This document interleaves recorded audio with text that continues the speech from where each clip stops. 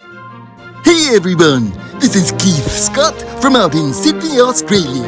I'm one of the voices of Bullwinkle J. Moose. It's time to watch Relentless and Unstoppable. And so give it up for your main hosts, Douglas Kenny and Andy McPhee.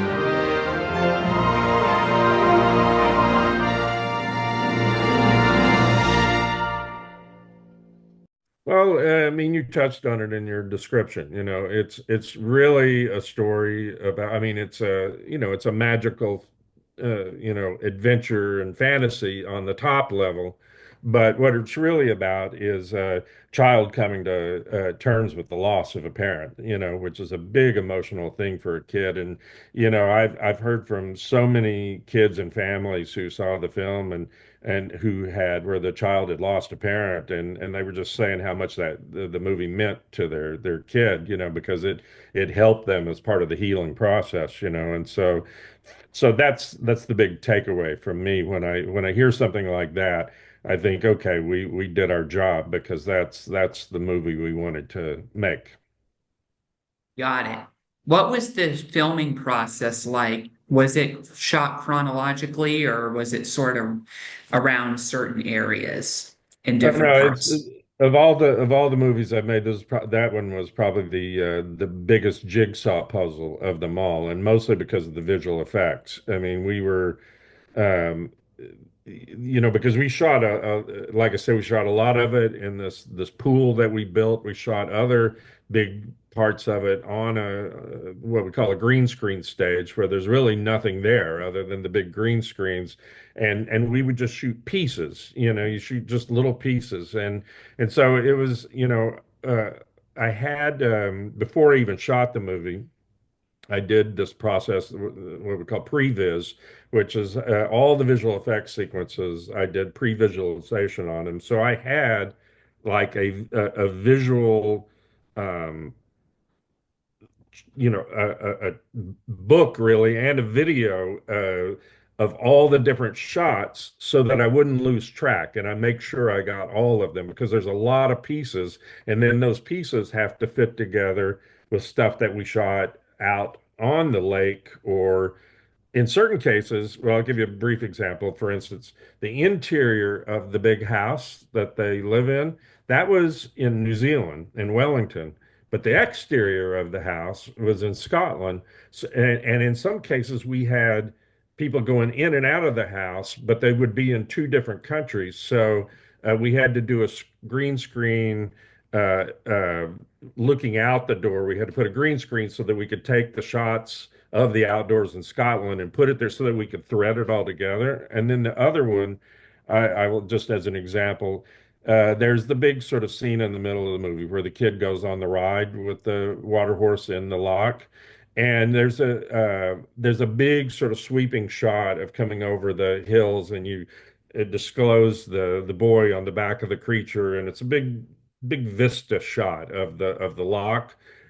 Part of that shot is in New Zealand. Part of that shot is in Scotland, and part of that shot was created completely in the computer. So you have like three different elements, two different locations, and a whole other element going on in a one single shot.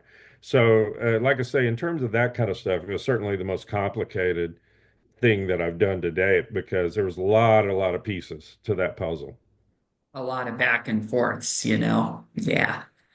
And it had to be seamless. You couldn't, you never wanted to tip your hand that you were going from one country to the next, in a single scene, right?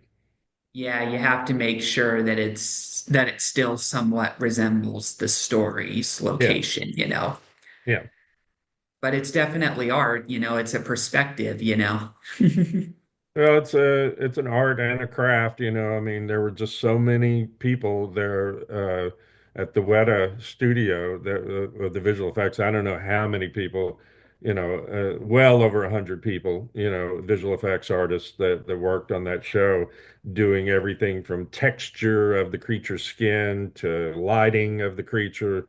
I mean, during post-production, I would spend many days just going over to the big Weta campus and just going from cubicle to cubicle, just checking out what all the different people were doing. You know, it was really something. Yeah, definitely. The most intense scene in the movie had to be when Crusoe gets fired upon without the troops realizing it. And then when Angus goes to find him to see if his friend is still alive, he realizes how scared and fearful that Crusoe has become. And that had to be very difficult for a character who loves his pet, to deal with. So, what was that? How'd you film that scene?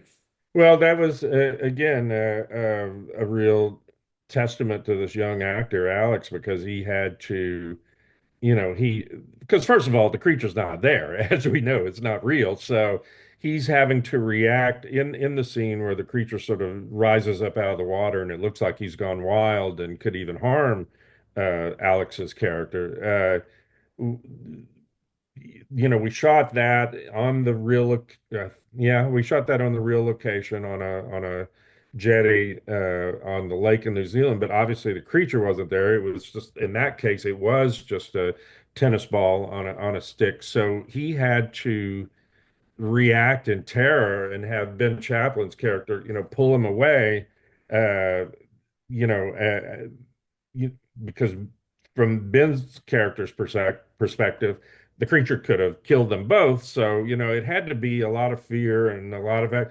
So there was a case where and Alex was having a little bit of trouble with it. And so Ben was great in working it out with him to help him get that sort of tension and fear. He said, "Look, when they call action, he says, I'm going to grab you really hard." And he said, and it may hurt a little bit, but he says, "I'll try not to hurt you." But he said, "I need to really grab you hard." So by that physical action that Ben did with him, you could see it's sort of the jolt in Alex's face. And so, and we did some, I did some things with the lens that I chose to sort of compress the action to make it more intense. But it was, yeah, that was not the easiest scene because uh, that was one of the more difficult things that Alex had to pull off, and he hadn't really done that before. He didn't have to do anything like that in Millions, and so, but Ben Chaplin really helped me and helped the film at that moment. Gee, that's all we have for Relentless and Unstoppable. So tune into the next episode to hear more amazing stories from amazing guests. This is Keith Scott from Sydney, Australia saying so long, and I'm smarter than the average bear. Gee.